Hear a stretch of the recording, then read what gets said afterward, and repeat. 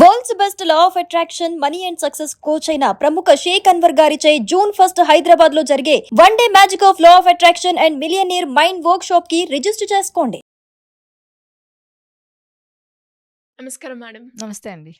Madam, బేసిక్గా మనం మాట్లాడుకుంటే ఒక చిన్న ఆలోచన మన జీవితాన్ని మార్చేస్తుంది అని చెప్పొచ్చు. అవును. అండ్ అదే ఆలోచన మన మైండ్ని చాలా డిస్టర్బెన్స్ క్రియేట్ చేస్తుంది అని చెప్పొచ్చు. ఆ ఆలోచన వల్లనే మనం వేరే వాళ్ళ మీద డిపెండ్ అవుతాము అని కూడా మనం చెప్పొచ్చు. అసలు అలాంటి ఆలోచనని మనం ఏ రకంగా కంట్రోల్ చేసుకోవాలి అంటారు? అసలు ఆలోచనలు అనేవి మన మైండ్లో ఎందుకు అలాగా రిపీటెడ్ మోడ్లా తిరుగుతాయి అంటారు మేడం? సో మీరు మంచి క్వశ్చన్ అడిగారండి. మన లైఫ్ మొత్తం లీడ్ చేసేది ఓన్లీ ఏంటంటే నీ థాట్ ప్రాసెసే. నీ ఆలోచన ఎలా ఉందో నీ మైండ్ అటు సైడే రన్ అయిపోతూ ఉంటుంది అనమాట. ఆలోచన అనేది ఎలా వస్తుంది అని మనం కానీ చూస్తే ఆలోచన అనేది మెయిన్ ఏంటి అంటే మనకి రెండు రకాలుగా వస్తుంది. ఒకటి ఏంటి అంటే త్రూ సెన్సరీ ఆర్గాన్స్ ద్వారా, రెండు ఏంటంటే మన పాస్ట్ ఎక్స్పీరియన్సెస్ ద్వారా. ఈ సెన్సరీ ఆర్గాన్స్ ద్వారా మన డే టు డే లైఫ్లో మనం చాలా చూస్తుంటాం. ఈరోజు మిమ్మల్ని ఇప్పుడు నన్ను చూసారు మీరు, సడన్గా నేను మీకు కొంతకాలం గుర్తుంటాను. సో మళ్ళీ మనం రెగ్యులర్గా కలుస్తూ ఉంటే అది ఇంకొంతకాలం గుర్తుంటుంది అనమాట. సో కొన్ని మనం సెన్సరీ ఆర్గాన్స్ ద్వారా ఏదైతే చూస్తామో అది కొంతవరకు ఇన్ఫర్మేషన్ స్టోర్ అవుతుంది. దాని కానీ ప్రాసెస్ జరిగితే అది కంటిన్యూ అవుతుంది. అవ్వలేదు అనుకోండి, కొద్ది రోజులకి మీరు మర్చిపోతారు, నా పేరు కూడా మర్చిపోవచ్చు. సో అట్లా మనకి రోజులో ఎన్నో జరుగుతాయి, అన్నీ గుర్తుండవు, కానీ కొన్ని మాత్రం గుర్తుంటాయి. ఎప్పుడు గుర్తుంటాయి అంటే మనం ఏంటంటే కొంత ప్రాసెస్ చేసి అది మన మైండ్లో పెట్టుకుంటాము, గుర్తుంటుంది. కానీ ఏ ఇన్ఫర్మేషన్ అయితే మనం రోజు రిపీట్ చేస్తుంటామో అది మన అన్కాన్షియస్ స్టేట్లో స్టోర్ అయిపోతుంది అనమాట. అంటే లాంగ్ టర్మ్ మెమరీలో స్టోర్ అయిపోతుంది. సో ఏ ఇన్ఫర్మేషన్ అయితే మనం లాంగ్ టర్మ్ మెమరీలో స్టోర్ చేసుకున్నామో, ఇప్పుడు 2 టేబుల్ అనుకోండి, మీరు చిన్నప్పుడు ఎంత బాగా 2 టేబుల్ చదువుకొచ్చారు. Yes. ఇప్పుడు సడన్గా నేను వచ్చి మీరు 2 టేబుల్ మర్చిపోండి, ఇప్పుడు మీరు గుర్తుపెట్టుకోవద్దు అంటే మీరు మర్చిపోవడానికి అవుతుందా? లేదు, అవ్వదు. కంట్రోల్ చేసుకోగలరా? 2 టేబుల్ నాకు గుర్తే రావద్దు, నేను ఇప్పుడు మీ దగ్గరకు వచ్చి 2 టేబుల్ చెప్పండి అన్నా అనుకో, నో నేను గుర్తే చేసుకోను అంటే అది అవ్వతం అంటే జరగదు. అవును. అంటే ఇక్కడ చెప్పడం ఏంటంటే మన సెన్సరీ ఆర్గాన్స్ ద్వారా మనం ఏవైతే చూస్తామో వింటామో వాటిని మనం ఎక్కువగాని ప్రాసెస్ చేయకపోతే ఆటోమేటిక్గా నీ నుంచి వెళ్ళిపోతాయి. సో నువ్వు వాటిని ఏం కంట్రోల్ చేసుకోవాల్సిన అంటే అవసరం లేదు. మేడం, మీరు అన్నట్టుగానే కొన్ని ఆలోచనలు మనం బాగా గుర్తుంచుకుంటాం, ఇంకొన్ని మర్చిపోతూ ఉంటాం. ఎగ్జాక్ట్లీ. అలా గుర్తుంచుకోవడానికి రీజన్ ఏంటి?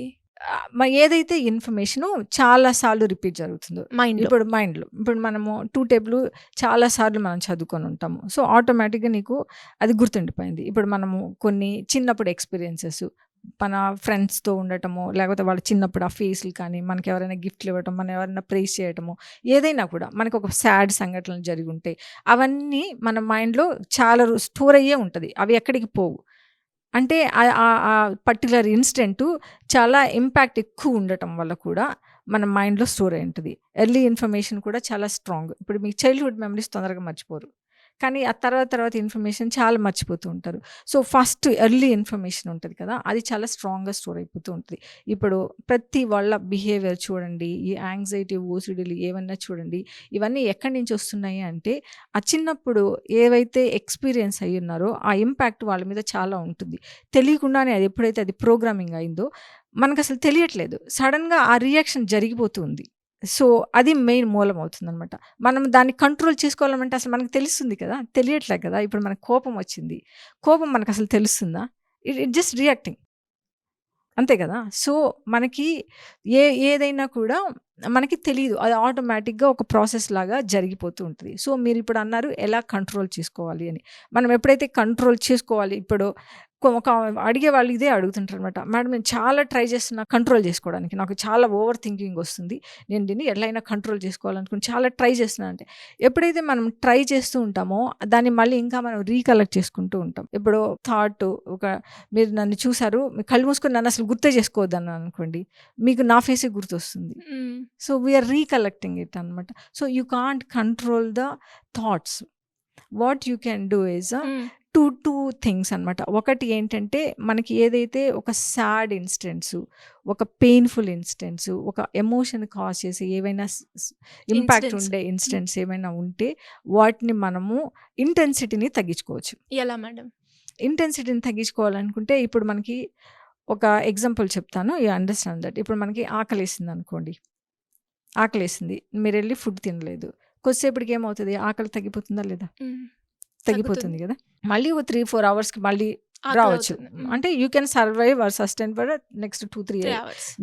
డేస్ కూడా యూ కెన్ సస్టైన్. అంటే నీకు ఆకలి వేసినప్పుడు you are not responding to it. So at the same time ఇప్పుడు నువ్వు స్నానం చేయబోతున్నావు అండి, కోల్డ్ వాటర్ తీసుకున్నావు, ఫస్ట్ మగ్గు పోసుకున్నావు, అమ్మ cold I can't take it అనుకున్నావు. సో అదే ఒక 2-3 మగ్స్ తర్వాత అలవాటైపోతుంది. అంటే ఇక్కడ ఏం చెప్తున్నావు, మన బాడీ మనలో ఒక రియాక్షన్ జరిగిందో, ఒక ఎమోషన్ వచ్చిందో, ఆ పెయిన్ఫుల్ ఎమోషన్ కానీ ఏదైనా కూడా దాన్ని మనం యాక్సెప్ట్ చేస్తుంది. You do not have to react అనేది అర్థమవుతుంది కదా. సో అట్లాగే మన ఇన్సిడెంట్స్ మనలో కూడా కొన్ని సాడ్ ఎమోషన్స్ లేకపోతే ఏదో పెయిన్ఫుల్ ఎమోషన్స్ ఏవో కొన్ని జరిగాయి అనుకుందాం. సో ఆ జరిగినప్పుడు మన రియాక్షన్ ఏంటి, ఇమ్మీడియట్గా మనం డిస్ట్రాక్ట్ అయిపోతున్నామా లేకపోతే ఇమ్మీడియట్గా మనం యాక్సెప్ట్ చేయగలుగుతున్నామా? ఎప్పుడైతే నువ్వు యాక్సెప్ట్ చేస్తావో నీ ఎమోషన్స్ ఆ ఇంటెన్సిటీ తగ్గిపోతుంది. ఇప్పుడు మనం చూసినట్టు ఆకలి ఇంత సివియర్ యాక్చువల్లీ ఆకలి అనేది ఇట్స్ సర్వైవల్ థింగ్ అనమాట. అయినా కానీ నువ్వు కొంత టైం పోస్ట్ పోన్ చేయగలుగుతున్నావు అంటే ఆ ఇంటెన్సిటీ గ్యారంటీ తగ్గుతుంది అనమాట. ఇప్పుడు వాటర్ అట్లాంటివి. రెండోది ఏంటి అంటే మనకి ఎప్పుడైతే కొన్ని ఆలోచనలు ఉంటాయో మనము ఒక ఫామ్ చేసుకుంటాం, ఒక ఒపీనియన్ని క్రియేట్ చేసుకుని ఉంటాం అనమాట ఈ వీటి ద్వారా. సో ఒపీనియన్స్ అన్నీ మనం అనుకున్నన్ని కరెక్ట్ కాకపోయి ఉండొచ్చు. అంటే ఫర్ ఎగ్జాంపుల్ ఇప్పుడు చిన్నప్పుడు నేను 14 years 15 years అప్పుడు మా పేరెంట్స్ నా బర్త్డే మర్చిపోయారు అనుకుందాం. సో మర్చిపోతే అప్పుడు నాకేమనిపిస్తుంది, ఫ్రెండ్స్ అందరూ బాగా సెలబ్రేట్ చేసుకుంటున్నారు, అందరూ బయటికి వెళ్తున్నారు, మంచి మంచి గిఫ్ట్లు ఇస్తున్నారు, అవంతా మనం చూస్తుంటాం రెగ్యులర్ లైఫ్లో. సడన్గా నేను కూడా అలా చేసుకోవాలి అని అనుకున్నప్పుడు నా బర్త్డేని మా పేరెంట్సే మర్చిపోయారు. పిల్లలకి ఏం అర్థమవుతుంది ఆ టైంలో అంటే ఐఎమ్ వెరీ అన్ఫార్చునేట్ చైల్డ్ ఏమో, మా పేరెంట్స్ లేకపోతే నేనేమన్నా మంచోడి కాదేమో, లేకపోతే మా పేరెంట్స్ నాది అంటే నా బర్త్డేనే మర్చిపోయారు అని మనం బాధపడిపోతాం. బాధపడి ఒక ఒపీనియన్ని ఫామ్ చేసుకుంటాం. లేదంటే ఇంకా రియాక్ట్ అయ్యే పిల్లలు ఏం చేస్తారంటే మా parents are bad, they don't love me, they don't like me అని ఒక ఒపీనియన్ని క్రియేట్ చేసుకుని దాని ప్రకారం వాళ్ళు ఇంకా ప్రతిదీ ఇంకా లైఫ్లో ఏ ఇన్సిడెంట్ జరిగినా కూడా దీంతో రిలేట్ చేసుకుంటుంటారు. ఆహా నా బర్త్డే మర్చిపోయారు, ఇప్పుడు ఇట్లాగే ఎగ్జామ్లో మార్కులు తక్కువ వస్తే కూడా కావాలని నన్ను తిడుతున్నారు. ఇవన్నీ ఒకదానికి తెలియకుండానే ఒపీనియన్ని +1 లాగా స్ట్రాంగ్గా చేసుకుంటూ ముందుకు వెళ్ళిపోతుంటారు అనమాట. కానీ ఇక్కడ ట్రూతే లేదు అన్న విషయం వాళ్ళకి కూడా తెలియదు కదా. సో ఎప్పుడైతే నువ్వు ఇలా ఫామ్ చేసుకున్న ఎమోషన్స్ నువ్వు ఏదైతే నీ మైండ్లో స్ట్రాంగ్గా కొన్ని ఉంటాయో, look back and see, okay నా 14th బర్త్డే రోజు మా పేరెంట్స్ నా బర్త్డే మర్చిపోయారు. ఎందుకు మర్చిపోయారు? ఆ రోజు ఎవరికో బాగాలేకుండా సడన్గా ఏదో పెద్ద సాడ్ న్యూస్ ఏదో విన్నారు, నాన్నమ్మ వాళ్ళు ఎవరికో బాగాలేకుండా ఉండటం. సో దానివల్ల మా పేరెంట్స్ మేబీ మర్చిపోయి ఉంటారు అని ఎప్పుడైతే మళ్ళీ మనం కనెక్ట్ చేసుకుంటామో, అంటే ఇక్కడ ఈ నెగటివ్ ఇన్సిడెంట్స్ని మనము పాజిటివ్గా కూడా చెక్ చేసుకొని మార్చుకోవచ్చు అనమాట. సో అట్లా ప్రతి ఒక్కటే అండి. మనము ఒక ఫ్రెండ్కి ఫోన్ చేసాము, రెస్పాండ్ అవ్వలేదు, అరే నా కాల్ ఎత్తట్లేదు, అందరు కాల్స్ ఎత్తుతున్నాడు, ఏమైంది వీటితో, నిన్నడ బాగానే మాట్లాడి ఎన్నో ఆలోచిస్తుంటాం అనమాట. సో దీన్ని కూడా మనము పాజిటివ్గా కూడా మార్చుకోవచ్చు. అరే వాడు ఏమైనా బిజీగా ఉన్నాడేమో, లేకపోతే ఫోన్ చూడలేదేమో, let me try it second time, it's okay, లేకపోతే రేపు చేస్తాడులే చూస్తే అని కూడా all the time you can have a positive thought. So ఇట్లా ప్రతి విషయం పట్ల మనము ఏదైతే మనకి నెగటివ్ ఆలోచనలు వస్తూ ఉంటాయో దాన్ని ఆల్ ద టైమ్ మనకి అవేర్ వస్తే చాలు, దాన్ని మనం పాజిటివ్గా మార్చుకోవచ్చు. సో ఎప్పుడైతే మనం అలా పాజిటివ్గా మార్చుకుంటూ ఉంటామో ఆబ్వియస్లీ మనలో ఉన్న ఆ ఇంటెన్సిటీ థాట్స్ డైవర్ట్ అయిపోతున్నాయి కదా. సో అట్లా మనము వాటిని కంట్రోల్ చేసుకోలేం, కానీ డైరెక్ట్గా కంట్రోల్ చేసుకోలేం, కానీ మనము వాటిని యాక్సెప్ట్ చేయొచ్చు.